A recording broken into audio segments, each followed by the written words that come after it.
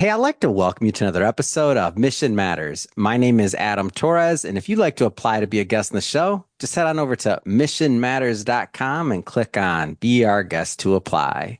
All right, so today's guest is Janet Hogan, and she is founder of The Fifth Door. Janet, welcome to the show. Hello, Adam, and thank you so much for inviting me as a guest. I'm really thrilled to be here.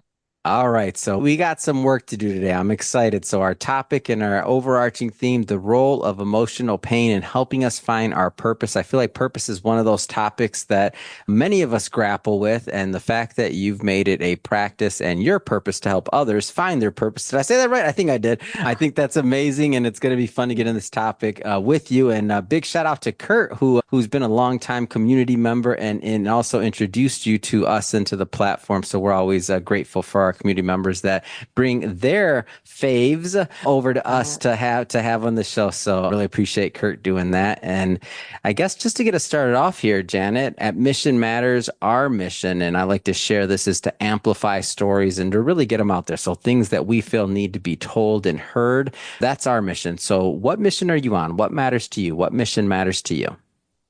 Oh, what matters to me most was triggered many years ago when I was watching a video back in the days of videos with my husband, and it was a movie. Maybe someone listening has actually seen this movie. It was a terrible horror flick called Motel Hell. But the Oh vision man, that really stood out for haven't me, seen it. Is it one haven't I seen need to it. watch? Go ahead. The vision that stood out for me was it was the core scene was all these people who were buried underneath sand and Mm. their heads popping up through the sand like cabbages. And I went, oh my God, that's me. I am buried alive. And now I'm looking at a picture of me in this terrible horror Wow. flick. And it was like a dagger to the guts. And I thought, I've been absolutely blind to this on my entrepreneurial journey. My husband Mm. and I ran 6 businesses, if you can imagine that. I was an Mm. absolute workaholic. And what I was witnessing on that screen was my emotional pain that I'd never been open to before. Hmm. And that was the pain of self sacrifice, which showed up as self betrayal, Mm. burying myself alive on the altar of hard work because that's what good entrepreneurs did. That sounds pretty traumatic to me, actually. Like that's a pretty It traumatic was. experience. I mean, it's not like the story was like, I like to think about my movie that turned everything around might have been like Willy Wonka and the Chocolate Factory, and I was going after that golden ticket. Yeah. Well, what happened to me, and I don't Mm. know if people listening to this have experienced this, Mm. the first pain I felt was the pain of success and then not feeling anything around that. So I got Yeah. to the point where I had everything that I thought I wanted, that I'd worked Hmm. so hard for 30 years to Hmm. achieve. I had a massive waterfront mansion, private beach next door, so much money in the bank, I didn't know what to do with it. Hmm. And so I got to the top of that mountain, and instead of feeling this elation, this yay, gold medal winning Yeah. performance for me, Yeah. I've made it, I had this extreme feeling of disappointment and letdown. Mm. And I had no idea what to do with that. So I did nothing. And Hmm. accordingly, that was like a mini wake up call. And I think Wow. what happens, most of us don't know what to do with the mini wake up call, but let's say that's the one of success. Hmm. So I then had to be thrust into the wake up call of failure, which Mm. was over investing in the share market just prior to 2008 and Mm. suffering a major financial crash. And that's when I had to really take a deep look in the mirror because, in the face of feeling that I was, kind of like a squillionaire, Yeah. and now I was reduced to nothing, my self worth tied up in my net worth. When my net Hmm. worth plummeted, so did my self worth. And so I became like a big fat zero in my own Hmm. mind. And, where do you go from there? So sometimes for some of us, the only way to go is out. And that's where I was. I just thought, right now the world would be a better place without me. Hmm. And and so fortunately at that point my husband said, no, listen, we can get through this, because I was blaming myself for for Mm. for that loss. And that's when I started this self investigation, if you like. And Mm. that's what drew me into what I'd been avoiding all my life, which was this pain of self betrayal. I was just Hmm. totally blind to it. I was telling myself everything was okay, but it Mm. wasn't. Mm. So where do you go from there? Like, so now you have this, obviously there's in 2008, and for everybody that's listening that is, was that, and that's when I started it. My background, financial services, almost 14 years, but now I've been in media full time 8 years or so. And I remember 2008 very clearly, like that was a tricky time and it was a level setter for many. So where do you go from there? You're at the bottom, you're thinking about what's next, not just financially. I mean, you obviously had skills to run businesses. You obviously still had whether access and you had your skills that you originally brought up. So I feel like it's on some level you've maybe felt like Yeah. you could do something like you, but it's more to me what I'm hearing, and correct me if I'm off, it's more the mental part to where you're like, what did I don't want to use the word waste my life, but a lot of delayed Mm. gratification there, right? You spent a lot of time doing that when your friends were doing something else, like period, like that's for sure, or your Yeah. acquaintances, whoever. So now where do you go from there? Yeah, well, I was very, very lucky to experience having everything I thought I wanted. So I Yeah. knew that mountain wasn't the one I wanted to climb next. Hmm. So where we went from there, I still hadn't learnt my lesson. So what we did was we monetized our That's mansion fair. and It turned it takes me into a a long wedding venue. time. That's fair. It takes me a while to learn too. Yeah, I'm like, yeah, this is my conversations with God. Like, oh, I didn't learn that time. I understand. I know now. Please go ahead. yeah. So that was business number six, the wedding venue, Mm, which unfortunately we succeeded at because mm, that became another distraction. However, I knew enough at that point. I'd had enough of a wake up call to know I wasn't living true to my purpose. I had no mm, idea what purpose was at that point, mm. but I knew that yeah, it's kind of nice seeing the father walk the bride down the aisle. I get goosebumps at that moment. But Yeah. does that justify spending 60 hours a week on this business? Mm, Probably not. So that's when I started the journey inwards. And, like a lot of us do, attending workshops, random workshops on money mindset and all sorts yeah. of things. Yeah.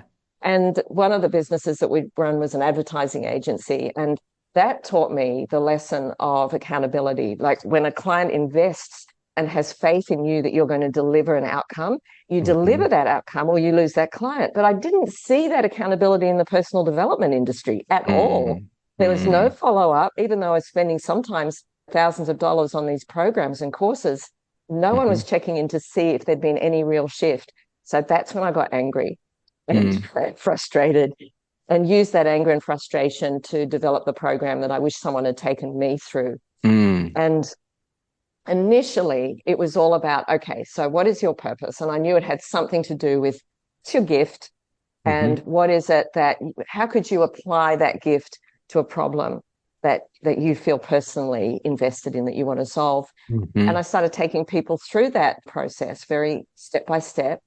But then I'd call them up a couple of weeks later and I'd say, how's it going? Because I wanted to be accountable, not Of like course. the people who'd taken That me through the probably courses shocked who them, weren't. huh? That probably shocked them, got their attention. Like, wait a minute, why are you calling me? We're done, aren't we? Exactly. Well, what shocked me even more was Mm, the guilt that I was met with on the other end of the phone. It was like, mm, look, I love the workshop, but I'm really busy now. So what I heard was that they got the insights, but they didn't take action. yeah. And then I thought, where do I go from here? I mean, I don't want to be one of those people that promises the world and then fails to deliver. I'd rather do something. I'd rather do something else. I'd rather do nothing. And Hmm. so at that kind of give up point, just before getting to that, I thought there's got to be a way that we can crack the code for inaction. Why is it that we refuse to step up to the plate when we Mm, can see, when we can actually see what that bigger life could look like? What is it in us that's stopping us? And that's where I got interested in decoding mm, self-sabotage and inaction.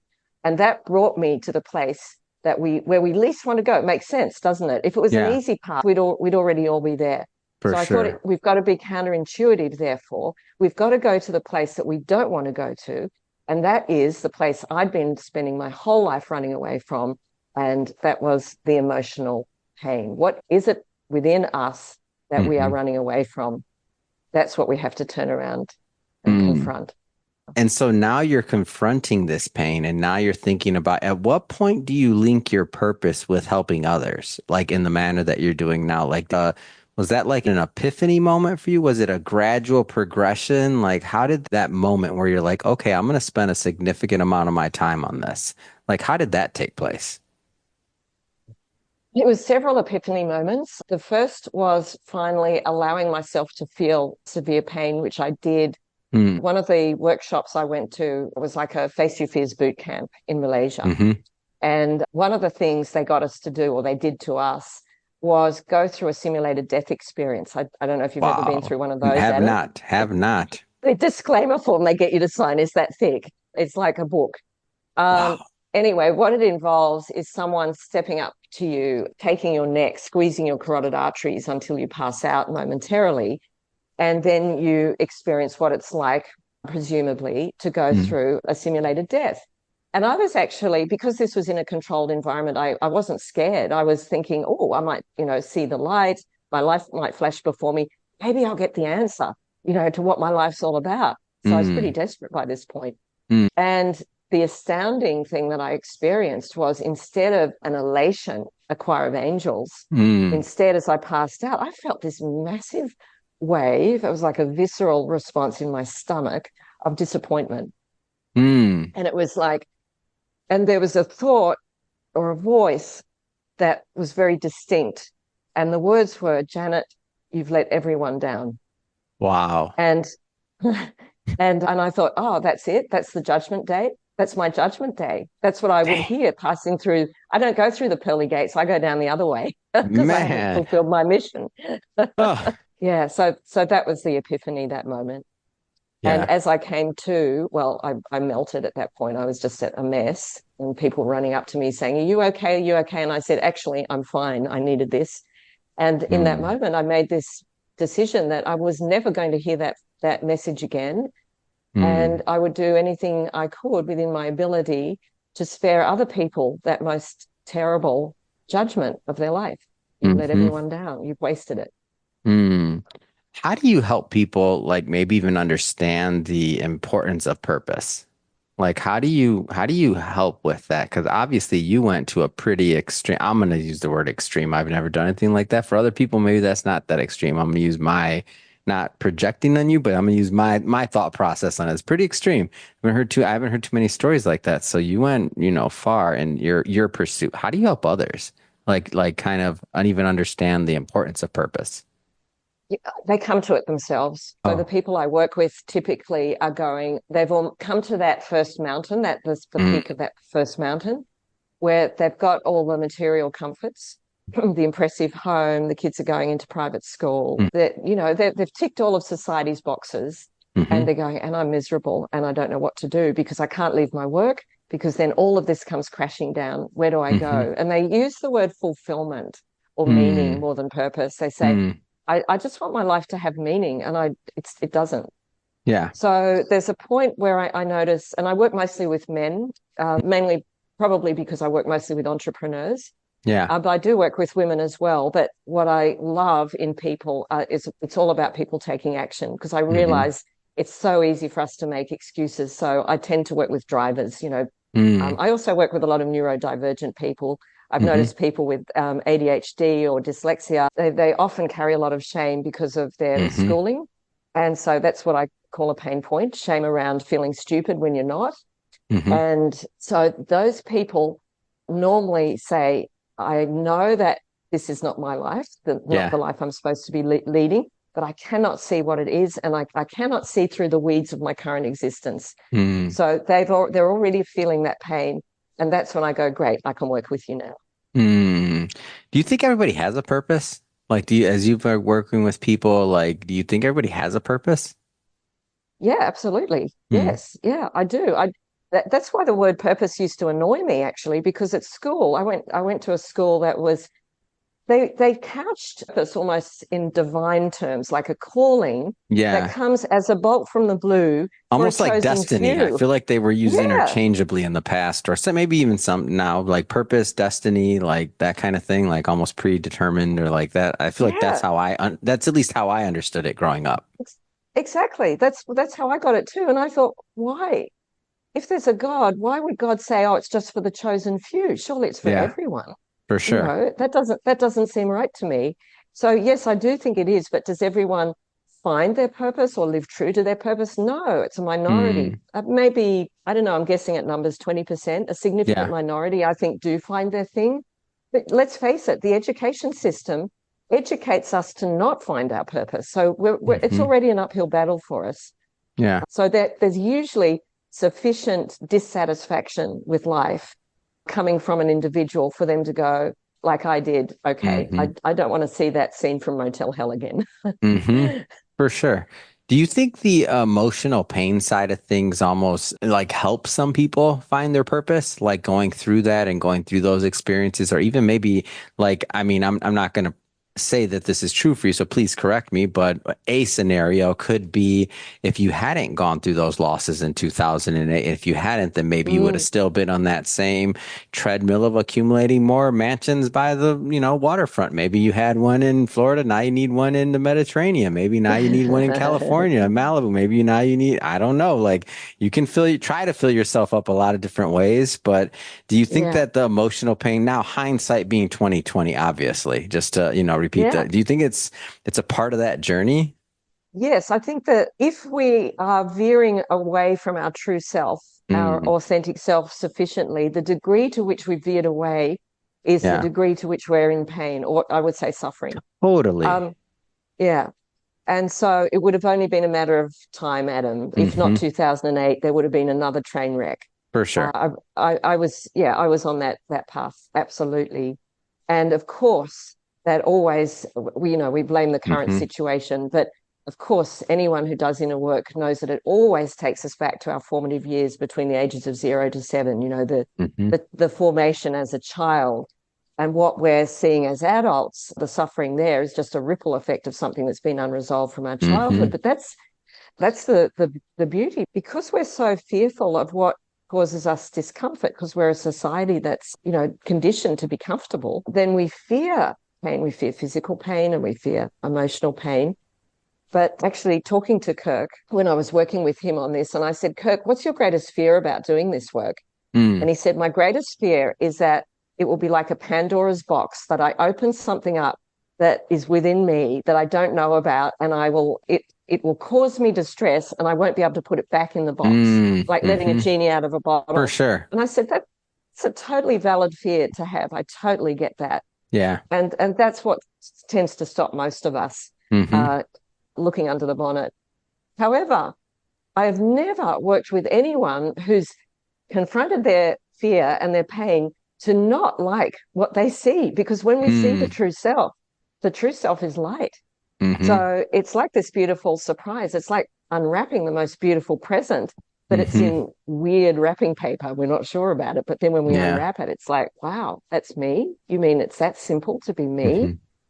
Uh, yeah, I think the fun part of the process of all this is that like the more you do it, the better you get. Like the more you get, like you mm, start looking inward, like over time, whether it's however, I mean, different ideologies, different ways of thinking it, whether you're getting closer to source, to God, to your own energy, whatever we want to explain that. But I find that like even just manifesting otherwise, like things just happen faster and you just know faster. Like you just kind of mm, know faster. You trust your own intuition faster. You realize it's not serendipity or a coincidence or a hunch. Like, no, it's not. And like you kind of can, at least this has been my experience less pain because when you're heading towards where you're supposed to be going and you start getting yeah, further into whatever word you want to use, whether it's flow or otherwise, like things just doesn't mean you don't have troubles or things don't happen, but you just tend to dodge more of them yeah, versus when you're ignoring it or thinking you're going to keep that Pandora's box closed and you're fighting it and you're fighting. It's like, man, you can't fight the universe. I give up. I'm like, all right, am I supposed to, well, how does this feel? It doesn't feel good. I don't care. Maybe I'm right. Maybe I'm wrong. I'm walking away from the yeah, opportunity because it doesn't feel right, period. Maybe I don't realize why that wasn't right for years, but I don't think about it twice. And I yeah, feel like because of that, I've been able to just manifest and attract more interesting and things that I want in my life based off of that. And I feel like the more I work on it and not just myself, I'm speaking from my experience because that's the only experience I have, but also doing many, many interviews, thousands and thousands of interviews as I talk to others, they validate my belief through the conversations I have with them and the thousands of experiences that they've shared with me throughout the course of doing this show. So I love it. I love love it. And I think that the more people hear messages like yours and think about purpose as not just a cliche term or just something that, Mm, oh, we have to find our purpose or we have to do this or that, but to realize like another way to say it is we have to find our humanity. We have to find our essence. We have to find our source. We yeah. have to find what makes it worth us being on this planet while we have the time to do so. Yeah, absolutely.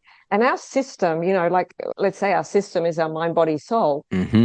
It's here to help us. It wants Yeah. us to find our purpose, and that's why Yeah. it gives us pain. We don't understand that. So, one of the It's most protecting us. Yeah. Even though we don't, exactly, it doesn't it, necessarily feel good, but that's the way, or at least that's the way it's designed. yeah, Whether or not we yeah, live it to its functionality, whatever, but that's the way we're yeah, designed. yeah. What I've noticed in particularly entrepreneurs, one of the most common pain points is loneliness. Mm, And so, and people feel ashamed to admit that they feel lonely. Does that mean I'm not popular? Does that mean I'm a social mm, reject? Does that mean there's something wrong with me? So, but what is beautiful when we see someone address that loneliness, it's a hmm. loneliness from the self. We're disconnected from the self. Where the purpose is behind that is Hmm. inevitably it leads to some form of connection. So, to give you an example, there's a fellow I'm working with at the moment. This is a good example of how pain can Yeah. transform into purpose. A very successful guy, works in the Hamptons, at the top of his game, and yet this underbelly of loneliness, broken up from his wife, still gets on with his kids, but there's something missing. It's a big piece of the jigsaw that's missing, doesn't Yeah. know what to do with it. And so I said, so as we confronted that pain from his childhood, as we resolved that pain from his childhood, he was able to turn his focus from inward, obsessing about himself and his own feelings of loneliness, to Mm. outwards and going, oh my God, there are so many lonely people out there. And I Yeah. said, yeah, Join the club, right? join, yeah, Almost makes you feel exactly. connected to know that the term "it's lonely at the Yeah, top" is not a cliche yeah. term. There's truth in some of these things. Yeah, go ahead. Yeah. So where we went from there, so finally he could see his pain experienced by others. And this is Mm, where we're starting to get into purpose now. So I said, okay, what do you love to do? And there's a bit of a process to yeah, of isolate the course. thing that he really loved. He's a crazy golfer. He Mm, says he tries to play golf every day. He's not professional or anything, but he just loves it. And I said, okay, how can we take what you love? You've got this gift, and you've also got a gift for empathy. You're mm, empathetic. You have good. You're fascinated in psychology, what makes people tick. How can you bring these things together hmm. to solve a problem? What's the problem that you would like to solve? He said, I'd like people to feel less lonely, particularly in my age bracket, which is Wow. kind of, past That's 55. a big theme of empathy that I wouldn't expect that Yeah, response from somebody that didn't yeah. have a huge amount of empathy. Go ahead. Mhm. Yeah. So now what he's looking at is using golf, reinventing golf, a form of golf. I won't go into too many Yeah, details because it's yeah. still in the formative Sure, sure, stage, sure.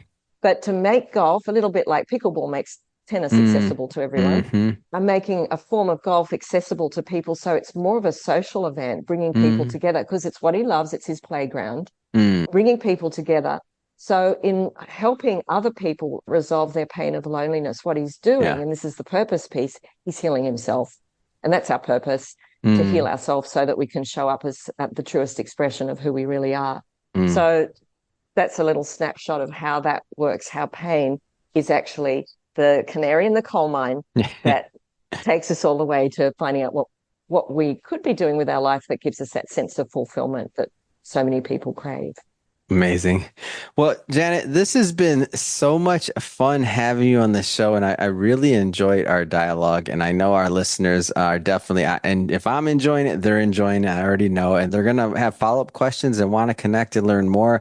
How do people follow up? How do they learn about the Fifth Door? How do they inquire about your work and connect with you and your team? Well, one of the things I loved getting married was I had a simple surname at last. So best that they go to my website, which is Janet Hogan, Mhm. HOGAN.com. And if you're curious to know what your emotional pain points are, just Mm. go there. So there's a link there to a quiz. I think there are about 150 options. Yeah. And you will know when you read through the list, certain words will jump off the page for you. Hmm. And that, if nothing else, gives you the clarity of going, oh, now that I've got a name for it, can Mm. actually see what it is that is stopping me at the moment from Yeah. going forward to a life of fulfillment. Amazing. And for everybody listening, just so you know, we will add the link to the website in the show notes and also to Janet's quiz where you can start identifying your 3 core emotional pain points. So lots to uncover there. And speaking of the audience, if this is your first time with Mission Matters and you haven't done it yet, we welcome you to hit that subscribe or follow button because we have many more mission-based individuals coming up on the line. We don't want you to miss a thing. This is a daily show. That means each and every day we're bringing you new episodes, new stories, and hopefully new inspiration that can help you along the way in your journey. And Janet, again, thank you so much for coming on the show. It's been an absolute pleasure. Thank you, Adam.